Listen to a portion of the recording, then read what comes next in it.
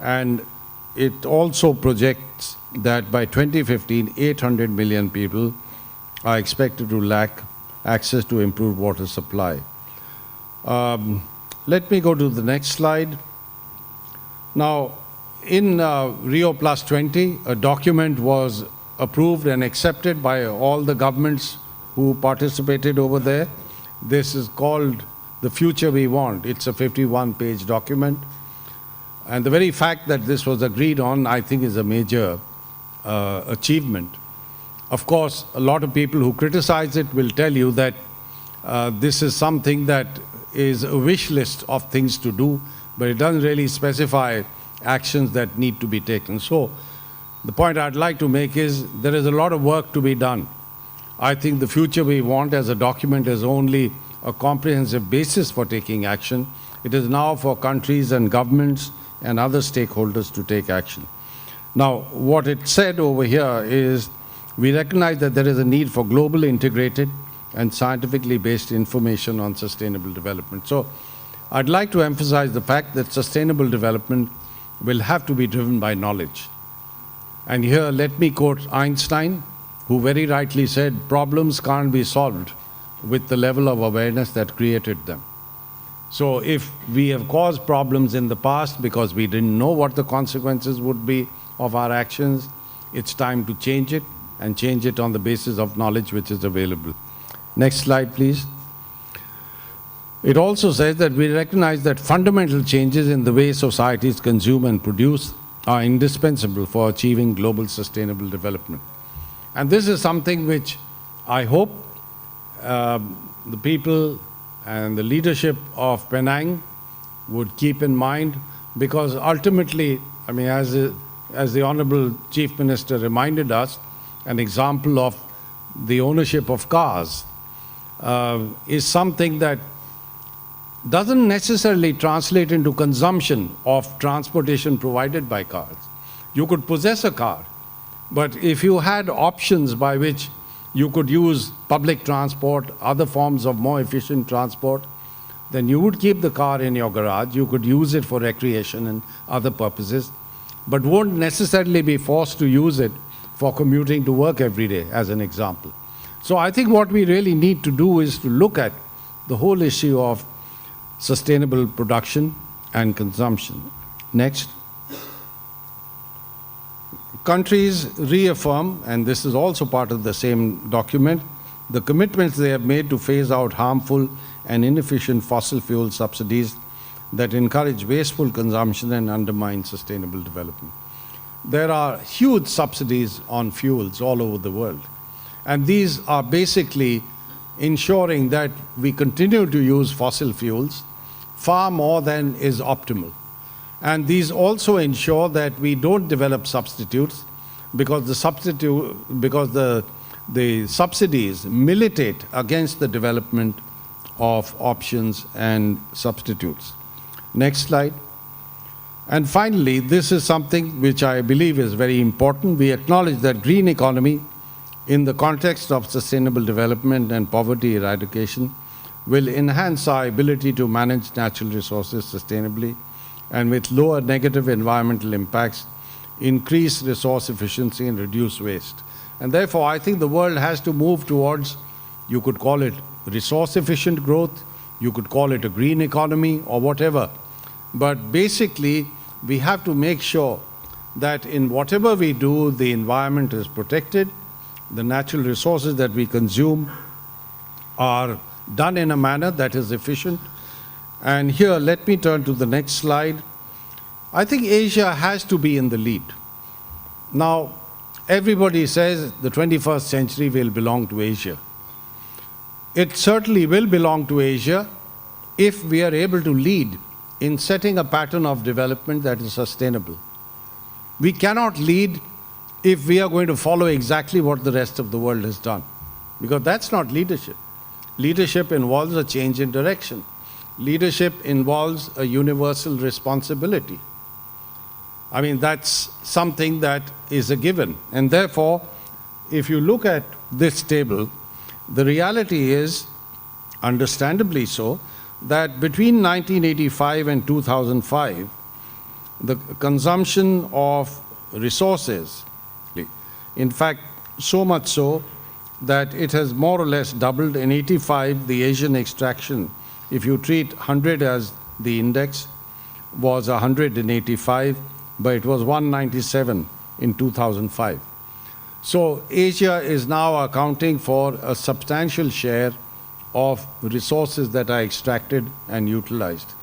Let me turn to the next slide, and this gives you the picture in terms of the four groups of resources that are computed over here: biomass, minerals, fossil fuels, and metallic ores.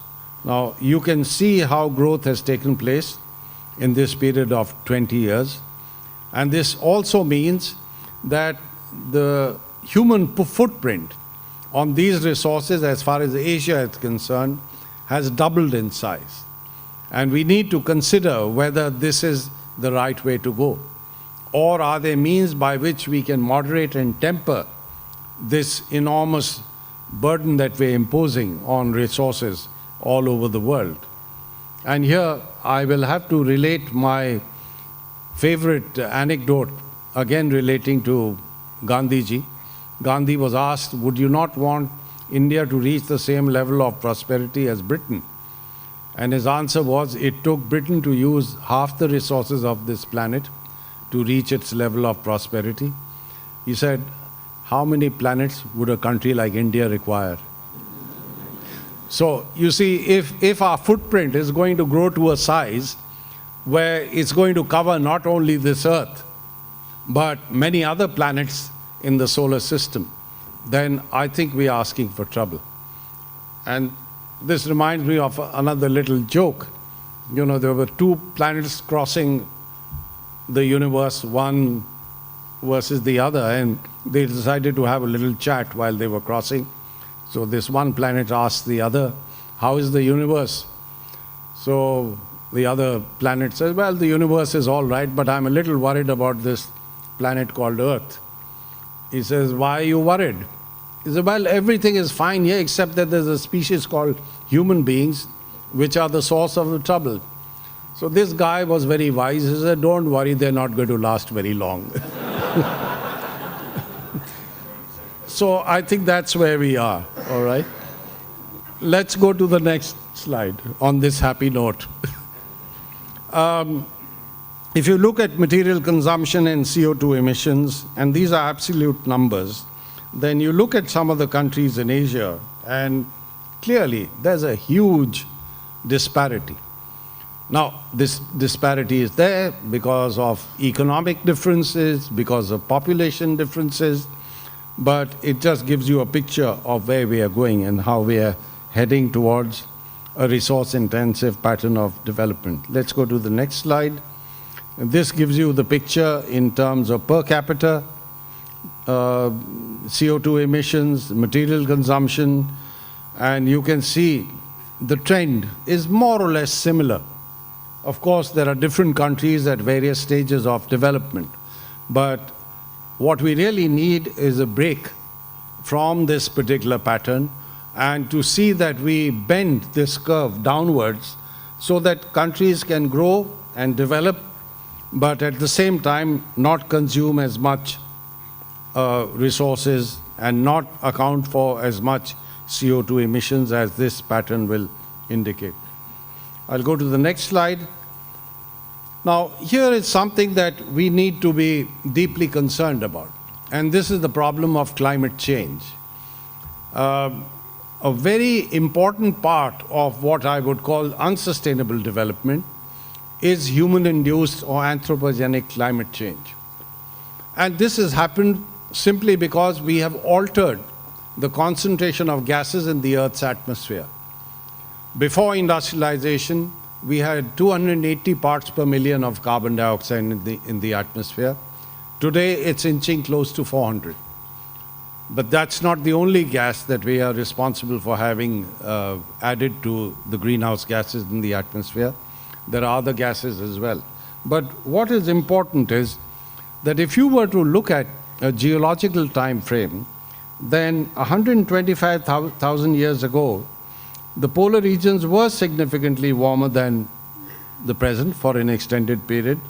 But what did it cause? Well, it caused sea level rise of 4 to 6 meters.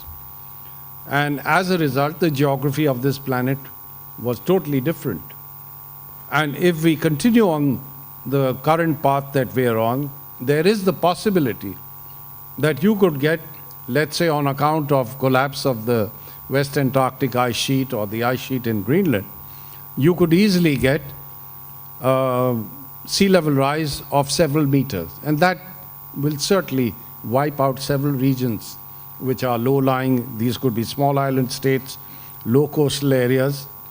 And you might also remember that you take a city like New York, it's not just sea level rise that you have to worry about.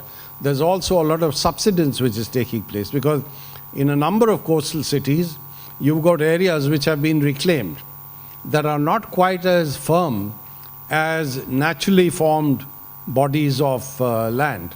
And therefore, when you construct on them, they start sinking gradually, small quantities. But if you're talking about sea level rise, then clearly we need to be concerned about this trend as well. We'll go to the next slide. And here may I say that concentrations have increased markedly as a result of human activities since 1750. I mentioned that. And these are largely due to fossil fuel use and land use change as far as CO2 emissions are concerned. And agriculture, with greater use of fertilizers, chemicals, is adding to emissions of methane as well as oxides of nitrogen. So current concentrations now far exceed pre-industrial values found in polar ice cap core records dating back 650,000 years.